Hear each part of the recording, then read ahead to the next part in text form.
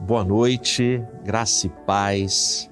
Que legal poder começar 2023 com vocês.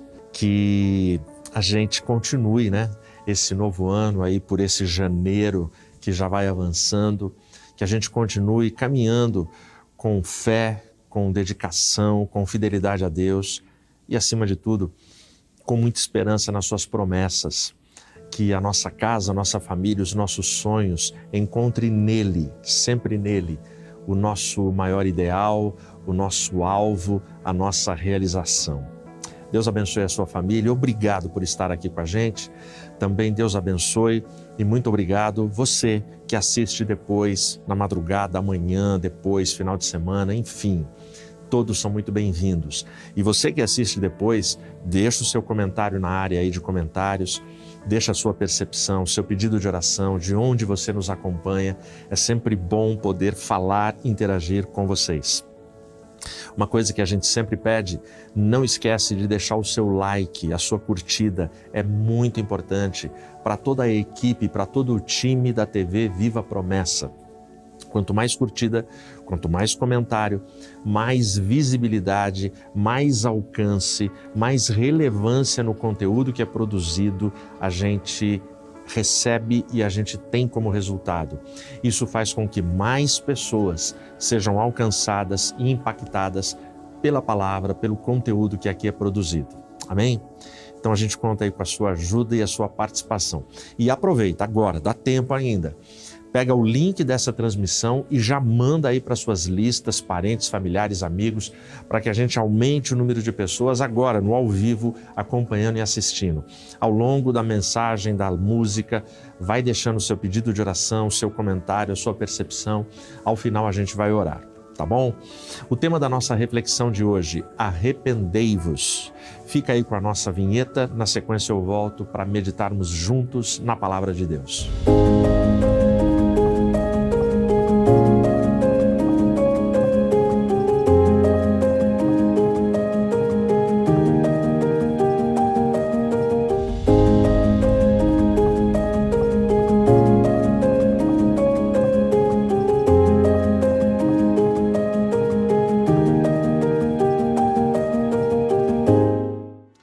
Na época de Jesus, ali na Palestina, toda a região, portanto, incluso aí Samaria, Galiléia, Judéia, toda essa região, eles viviam sobre o domínio romano. Portanto, uma época muito difícil, uma época de muita opressão. Jesus não veio num momento assim, todo pacificado, tranquilinho, bonitinho, tudo em ordem, não. Jesus, ele se encarna e ele vem num momento de caos social, de brigas políticas, de guerras, de opressão, de ditadura, de um império absolutista, soberano, que mandava em todo mundo, tirano, enfim, um império conquistador e o maior império da sua época. Então Jesus, ele vem nesse momento. E como é que é a vida ali na Palestina? Para que a pessoa vivesse bem, pelo menos duas regras do Império Romano ela precisaria cumprir. As duas são: se você pagar os seus tributos em dia, beleza, você tem sossego em relação a todas as repressões e opressões do poder romano. E a segunda regra, você não poderia levantar questionamentos que entrassem em desacordo e oposição às forças de ocupação. Se você cumprisse essas duas regras, você teria uma vida média, uma vida minimamente em paz e sossegada. É só você ser um bom escravo, é só você ser um cara que é conduzido, que é manipulado, que é mandado pelo poder vigente e cumprir com essas regras, não importa se elas são justas ou injustas, se elas são abusadas, se elas são exploradoras, se elas são opressoras. Cumpre as regras e está tudo certo.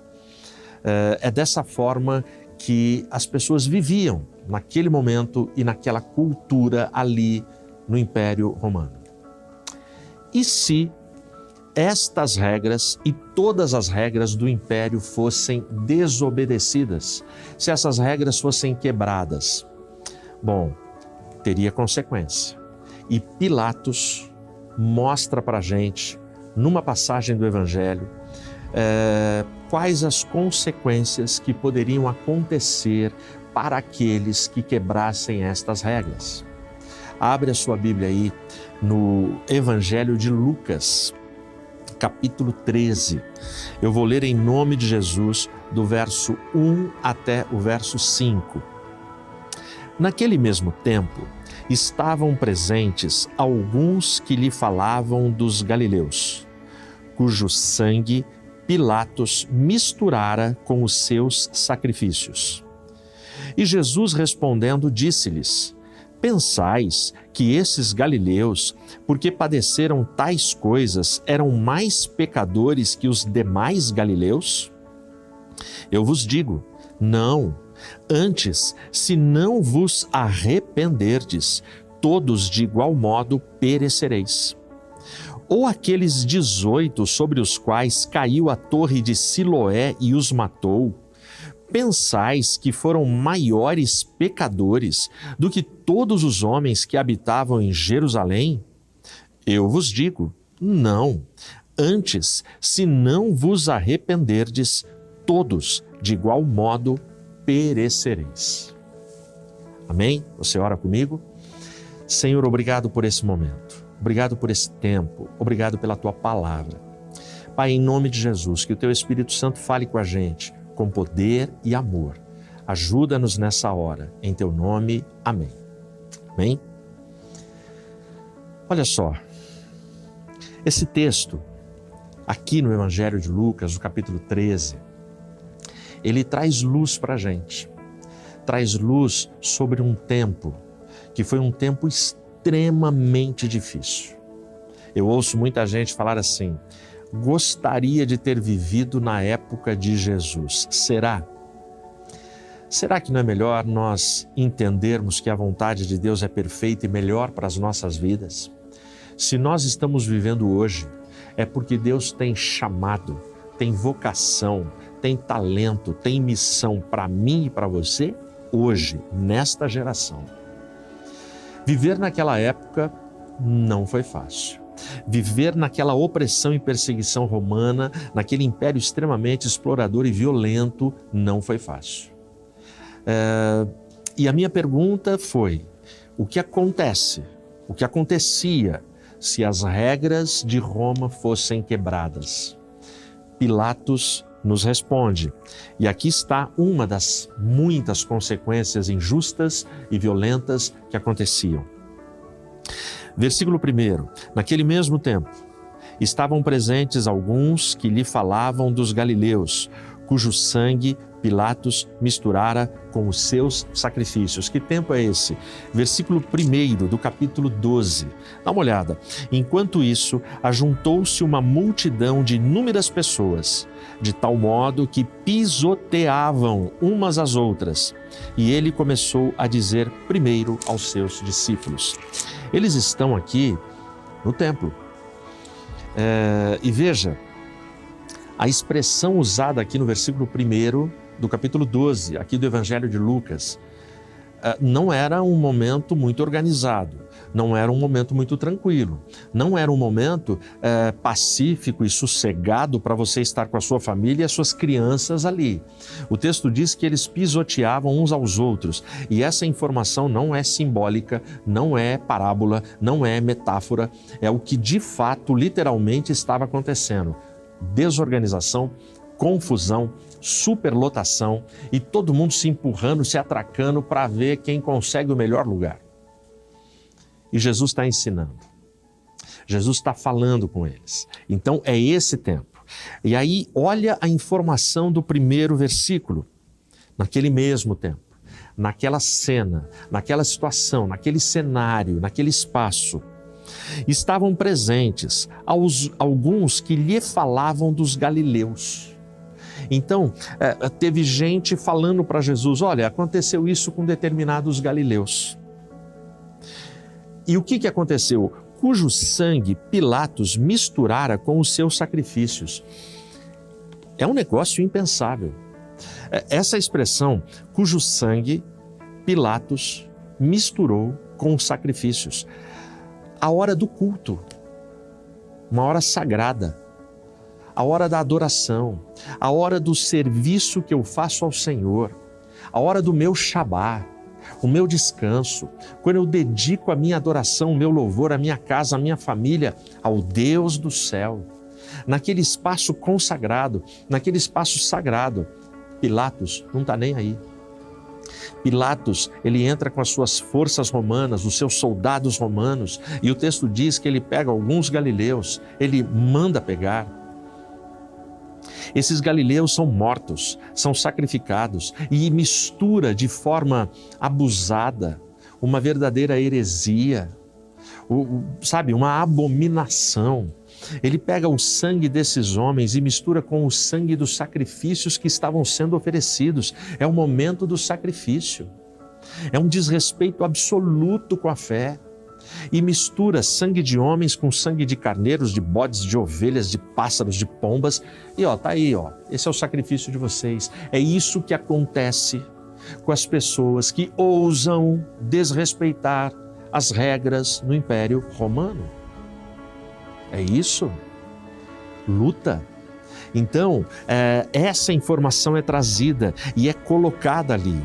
Agora veja, Jesus ele poderia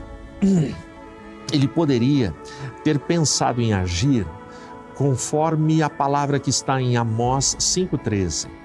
O prudente ficará em silêncio naquele tempo, porque aquele tempo será mau, será perigoso.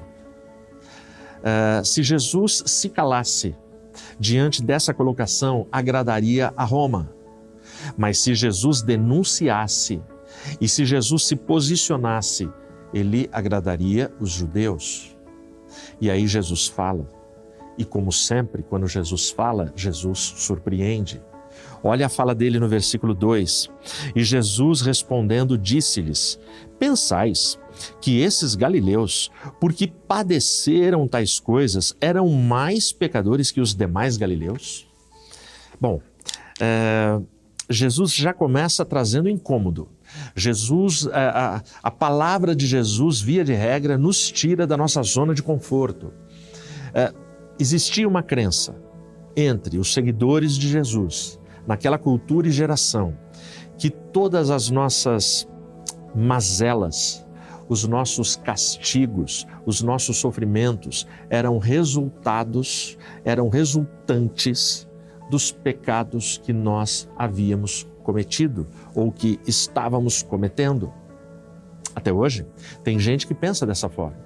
Até hoje, quando um grande sofrimento, uma grande dor, uma grande tragédia acontece com alguma família da igreja, com alguém da igreja, muitos fazem a pergunta: será que ele não está tendo algum pecado oculto? Tá vendo? Ele fez aquilo, então agora está sendo castigado com isso. Pecados. Então Jesus, ele olha para aqueles seus interlocutores, ele olha para aquela audiência que vem questioná-lo e falar do que Pilatos mandou fazer com aqueles galileus. E ele diz: vocês acham mesmo que aqueles galileus eram piores pecadores do que os demais pecadores? Olha a pergunta que Jesus coloca e olha a fala de Jesus para aquela audiência, para aquele momento. Aí vem o versículo 3. Eu vos digo, não. Ou seja, ele perguntou e ele já dá a resposta. Não. Antes, se não vos arrependerdes, todos de igual modo perecereis. Jesus ele aproveita esse momento quando as pessoas colocam essa informação do que Pilatos fez, e o que Pilatos fez é trágico, é injusto, é violento, é reprovável. Jesus não está aprovando. Mas Jesus aproveita isso porque o poder romano está na sua política, o poder romano está nas suas injustiças, está na sua corrupção, na sua opulência, no que ele acha que tem que fazer. Mas Jesus ele tem uma missão. E o foco da missão de Jesus ele não vai perder. Jesus ele veio para estabelecer o reino de Deus entre nós. O reino de Deus chegou a vós. Portanto, a missão de Jesus é prioritária. A missão de Jesus é prioridade. Ele aproveita cada situação, cada cena, e ele diz para aquela audiência: arrependam-se. Porque se vocês não se arrependerem, vocês vão perecer de igual modo. Arrependei-vos, é o que Jesus está falando. Aí, olha o 4 e o 5, a informação que Jesus acrescenta. Porque os seus interlocutores, a sua audiência falou dos galileus, porque certamente uma tragédia daquela, dentro do templo, força romana, mistura de sangue de homens com sangue do sacrifício, isso virou notícia, isso foi escândalo, isso foi comentado em toda Jerusalém, com certeza. Com certeza isso virou a notícia, o assunto do dia, nas casas, nas rodas, nos cultos, nos lares, em todos os lugares. Mas Jesus acrescenta, e ele traz uma informação que não era notícia. Olha o que ele diz no 4 e no 5. Ou aqueles 18 sobre os quais caiu a torre de Siloé e os matou, pensais que foram maiores pecadores do que todos os homens que habitam em Jerusalém? Eu vos digo, de novo Jesus responde, não, antes, se não vos arrependerdes, todos, de igual modo, perecereis. Então Jesus, ele cita aqui para a gente 18 homens. 18 homens que, sem explicação, eles passam por uma fatalidade. É como você está passando embaixo de uma ponte e naquele momento a ponte cai na sua cabeça. É como você estar andando numa rua, numa avenida da sua cidade, e aí um helicóptero vem e cai na sua cabeça. Um raio, um poste tomba e cai na sua cabeça. E aí Jesus pergunta, vocês acham que aqueles 18, onde a torre de Siloé caiu sobre eles e os matou, eles eram os maiores pecadores entre todos os homens de Jerusalém? Não, nada disso. Eu vos digo, e aí Jesus reforça a prioridade da mensagem dele. Eu vos digo, se vocês não se arrependerem, vocês vão perecer do mesmo jeito, da mesma forma. É incrível. Esses 5 versículos, eles são incríveis. Eles mostram a realidade, a urgência do arrependimento no meu coração e no seu coração. Infelizmente, a gente vive uma realidade eclesiástica, uma realidade de comunidades cristãs, onde nós nos relacionamos com pessoas que, infelizmente, elas não demonstram nenhuma ponta de arrependimento.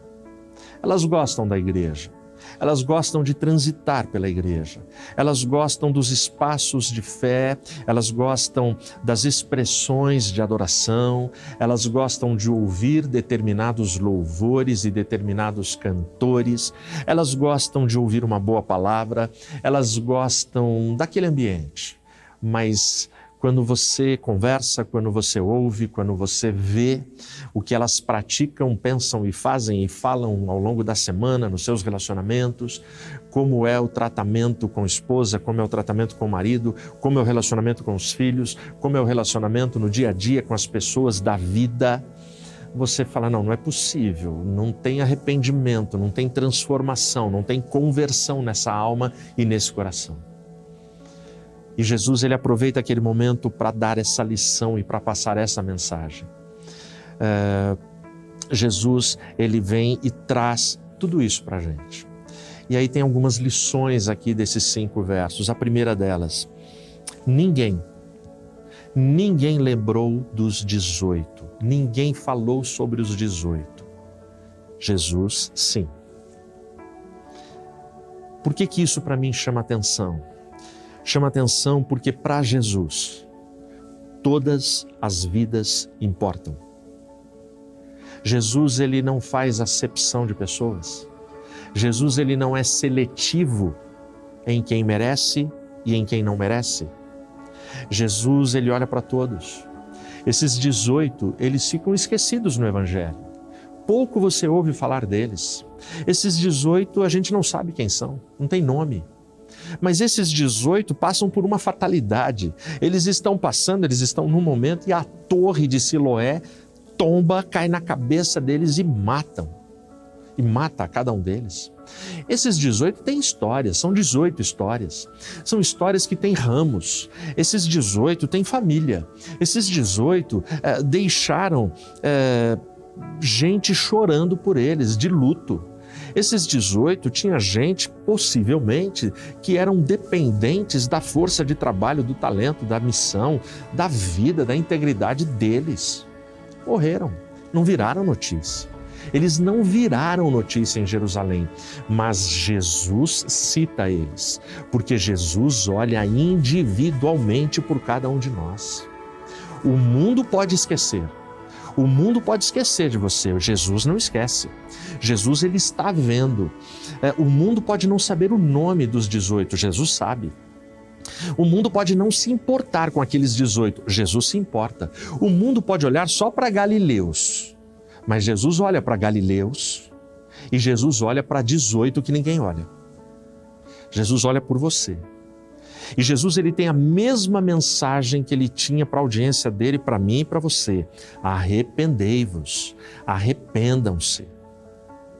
A segunda lição que esse texto deixa para a gente, essa passagem, esses 5 versos é: não existe diferença entre mortos e vivos em relação à justiça. Não existe diferença entre mortos e vivos em relação à justiça.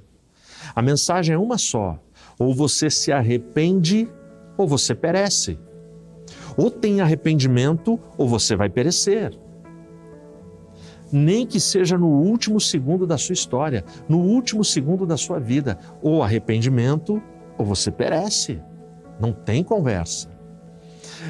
Por isso ele cita: vocês acham que os galileus e os 18, eles eram os maiores pecadores da região? Não, eles eram, mas vocês também são. Todos são pecadores e todos precisam de arrependimento, porque sem arrependimento você perece, você tem morte eterna e não vida eterna. A última lição que eu quero extrair desses 5 versos para mim e para você, e é uma lição assim, bem dura a forma como eu construí, porque parece até agressiva e ofensiva, mas é a lição assim: cuida da sua vida. Essa audiência estava preocupada com os galileus, com Pilatos, e veio falar para Jesus. E Jesus dá um soco no estômago. Jesus, ele vai direto e fala: opa, peraí, vocês estão preocupados com eles? E também tem os 18 que vocês nem citaram. E aí Jesus fecha o assunto quando ele dá a resposta: eles não são os maiores pecadores. Cuidem da vida de vocês, se arrependam, porque se vocês não se arrependerem, vocês vão perecer. É isso que Jesus está falando. E o que Jesus está falando é: cara, você precisa se render, você precisa se entregar, mudar de vida, você precisa de uma nova postura. Você precisa rever a forma como você se relaciona com as pessoas que você ama e que Deus tem colocado junto de você para a sua comunhão, para a sua formação, para o seu crescimento. Você precisa chorar as suas misérias, derramar lágrimas pelas suas mazelas. Você precisa sentir na alma a sua decadência, a sua insuficiência para caminhar nessa vida, para caminhar nesse 2023. Você precisa de consolo, de conforto e de direção para a sua vida. Em uma palavra, o que Jesus está dizendo é: vocês precisam de arrependimento. Arrependei-vos. Não dá para viver dessa forma. Eu e você precisamos de arrependimento. Eu e você precisamos parar de ficar apontando o dedo. Ah, você viu o irmão, viu a irmã, você viu meu parente, viu meu primo, viu meu tio, viu meu cunhado, viu meu pai, viu meu filho. Você viu o que fulano fez? Você viu como ele pecou, errou, caiu, escandalizou? Você viu?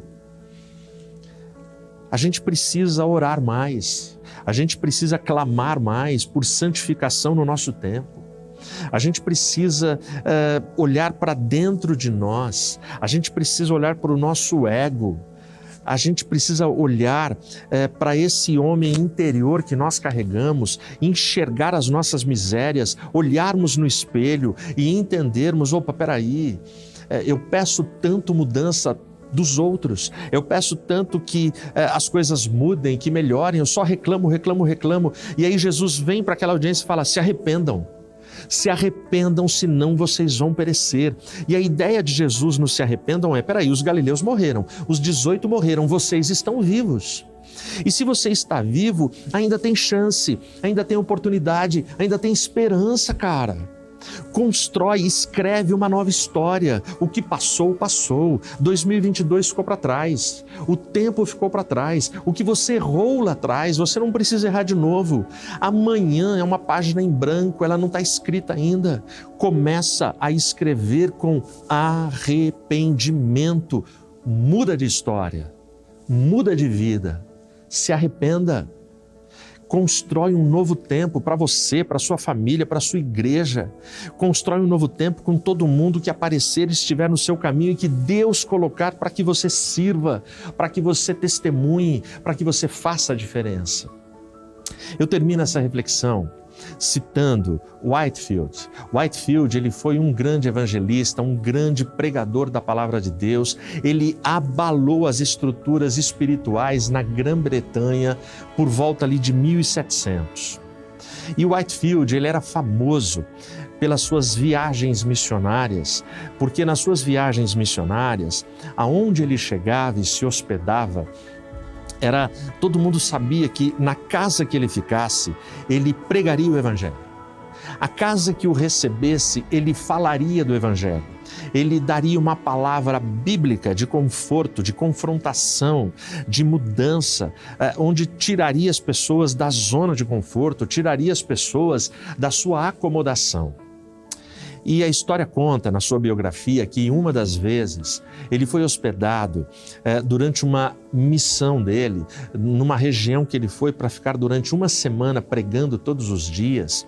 Ele foi hospedado na casa de uma família extremamente boa, uma família generosa, uma família carinhosa, uma família amorosa, uma família que sabe receber. Sabe aquelas casas que você já foi? Aquela visita que você já fez, e as pessoas tiveram o dom de fazer você se sentir como membro da família, como alguém que você já conhecia há 40 anos, 50 anos, e você falou, puxa vida, caramba, como eu me sinto bem nessa casa, como eu me sinto bem à mesa com estas pessoas, como eles conseguem me fazer ficar tão à vontade, sabe? Você já deve ter tido uma experiência dessa. Eu sei que o que marca a gente são as experiências ruins, aqueles lugares que quando a gente sai, a gente fala assim, meu Deus, eu nunca mais quero pisar nessa casa, nunca mais eu quero vir aqui. Eu fui tão maltratado, rejeitado, assim, me trataram como se eu fosse um nada, não é? Mas certamente não é possível, você deve ter tido uma experiência de uma boa recepção, de uma boa hospitalidade. E Whitefield, nesta semana, ele ficou numa casa dessa. Uma esposa, um marido, era um coronel, 2 filhas e todos os 4, irrepreensíveis, perfeitos, educados, simpáticos, solícitos, atentos, servos, empáticos. Todos eles. Todas as noites, felicidade em volta da mesa, durante o dia, conversas edificantes, conversas boas, conversas inteligentes, sorrisos, perfeito, um lar perfeito. Só que essa perfeição toda inibiu Whitefield. A semana foi passando e ele não sentia coragem de falar com aquela família. A semana foi passando e ele não encontrou brecha, ele não encontrou espaço, ele não encontrou oportunidade para falar do evangelho com aquela família. Ele não encontrou. Aí, Whitefield, a semana vai chegando ao final, a consciência dele foi pesando, o coração dele foi pesando e ele orou. Ele orou e orou muito. E ele falou: Senhor, eu preciso falar hoje à noite com essa família, é minha última noite. E aí vai para o jantar, quando ele chega da sua campanha missionária, e aquele jantar maravilhoso novamente, cardápio maravilhoso, decoração maravilhosa, pessoas maravilhosas, e ele não consegue falar do evangelho. Ele não teve coragem de falar. O grande Whitefield vai para o seu quarto. Na manhã seguinte ele sairia. Ele vai para o seu quarto e ele chora muito. Ele ora e ele pede a Deus: Senhor, como é que faz? Como é que eu vou embora desta casa sem falar nada para essa família? Aí ele teve uma ideia que, segundo ele, foi dada e foi inspirada pelo Espírito Santo na vida dele. Ele pegou o anel dele, a aliança dele. E ele foi na vidraça do quarto onde ele ficou hospedado e ele riscou e escreveu uma frase num dos vidros dos vitrais da janela onde ele estava hospedado. Manhã seguinte, ele sai, ele toma o café com a família, eles oram, eles se emocionam, eles choram e o homem de Deus, Whitefield, vai embora. Quando ele foi embora, a família agradeceu e aí a esposa, a mãe, ela vira para a família e fala: eu vou até o quarto do homem de Deus, porque eu quero ver, eu quero ir no lugar onde o homem de Deus ficou hospedado. Eu quero estar ali, eu quero ver como ele deixou o quarto. E aí ela vai, ela olha, ela se emociona só pelo fato de entrar no quarto onde o Whitefield ficou por 5 dias hospedado. Até que ela olha na janela e ela vê a vidraça e ela vê que ele escreveu e ela lê e ela chora muito. E aí Whitefield deixou escrito a seguinte frase, bem pequenininha, ali naquele vidro: falta-lhes uma coisa. Quando ela leu essa frase, escrita pelo homem de Deus, falta-lhes uma coisa, ela começa a chorar e ela cai de joelhos. E aí ela chama o marido lê, e o marido, coronel, que não frequentava a igreja, mas era aquele cara simpático à igreja, simpático às pessoas, não proibia a esposa nada. Aquele marido lê aquela frase, cai de joelhos, ela chama as filhas chegam e leem a frase, falta-lhes uma coisa, e as filhas dobram os joelhos e caem de joelhos. A família recebeu ali uma convicção pelo Espírito Santo naquele momento, e os 4 naquele momento entenderam que faltava para eles arrependimento.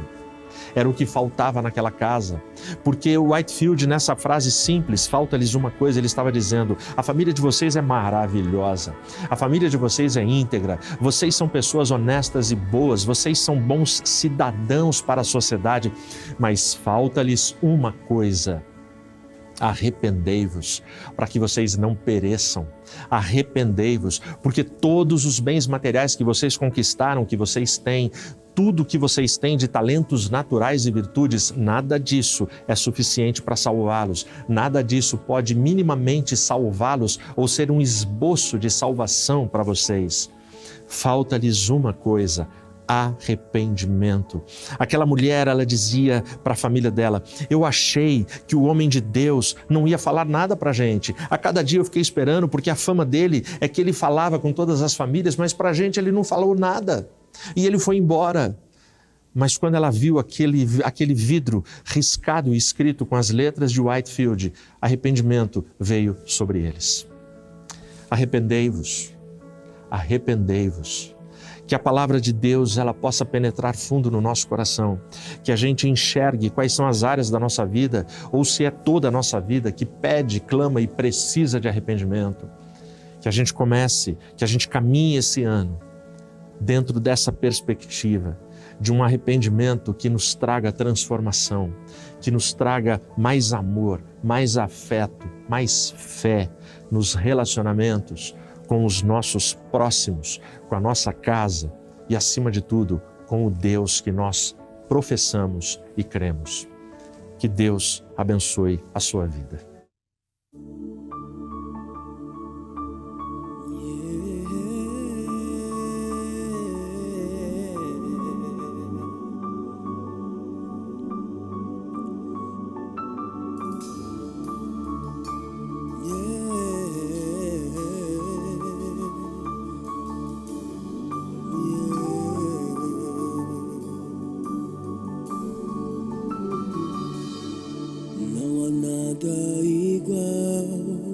Não há nada melhor ao que se compara a esperança viva.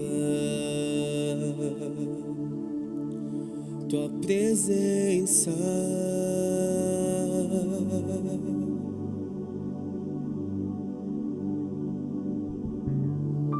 eu provei e vi o mais doce amor que liberta o meu ser e a vergonha desfaz.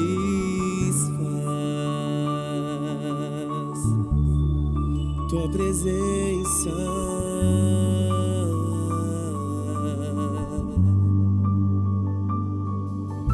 Santo Espírito, és bem-vindo aqui. Vem inundar, encher este lugar. É o desejo do meu coração sermos inundados por tua glória, Senhor.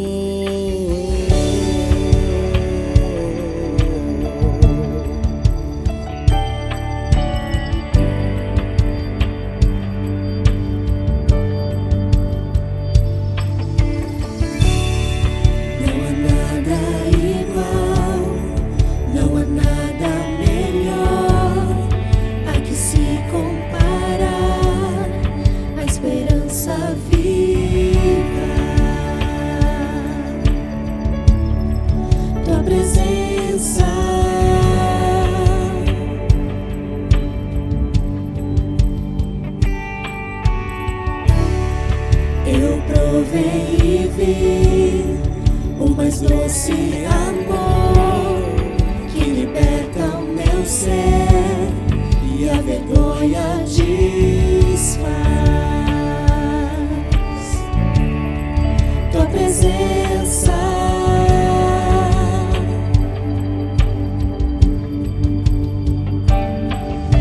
Santo Espírito, és bem-vindo.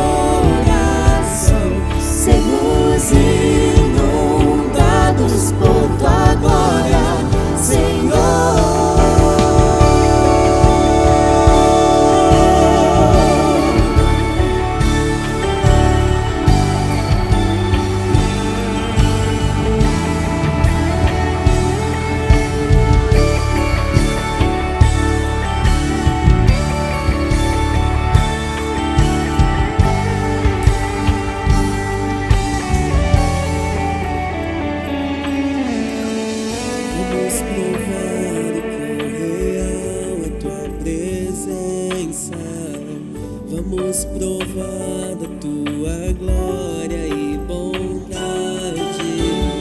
Vamos provar do quão real é tua presença. Vamos provar da tua glória e bondade.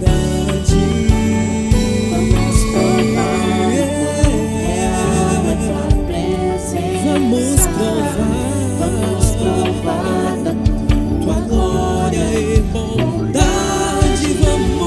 Vamos provar quão real é tua presença.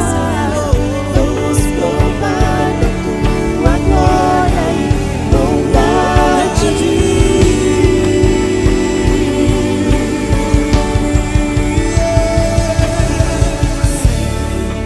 Espírito, és bem-vindo aqui.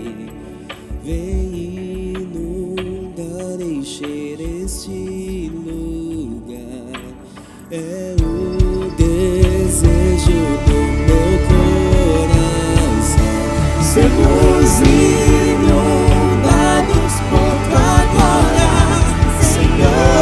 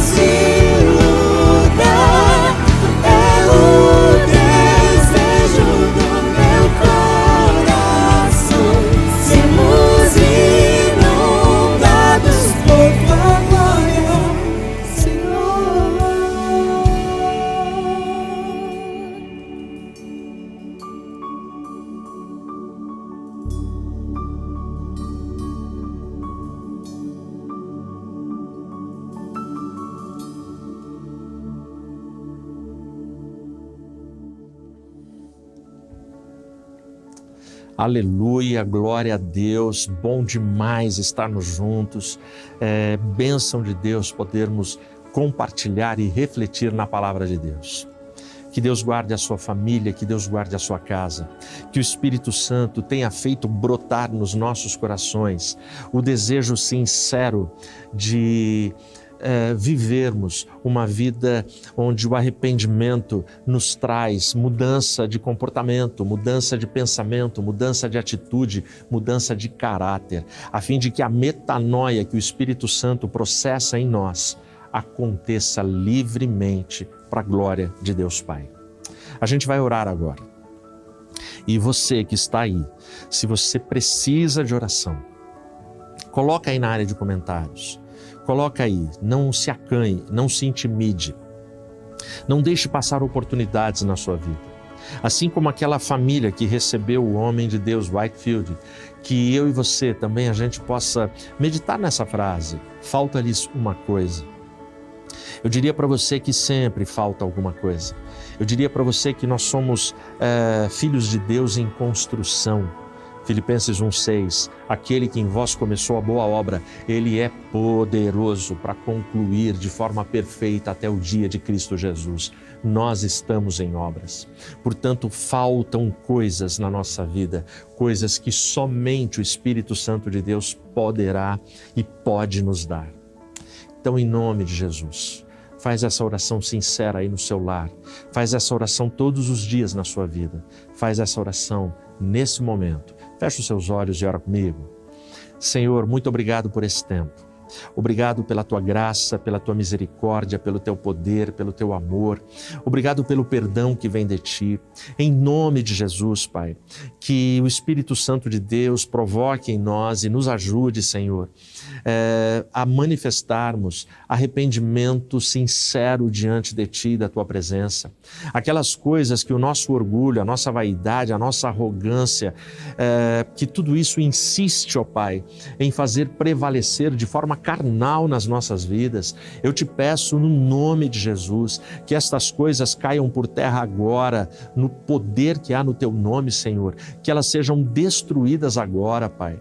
E no nome de Jesus que esse arrependimento nos coloque de forma leve e livre na tua presença para um novo tempo, para um novo crescimento, para a maturidade da nossa vida e da nossa caminhada.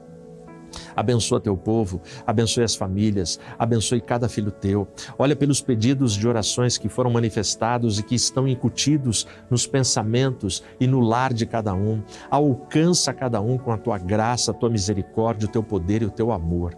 Sê com teus filhos, guarda-nos todos. Em nome de Jesus eu oro. Amém. Amém? Deus te abençoe e até quinta-feira da semana que vem aqui em mais um Promessas de Esperança.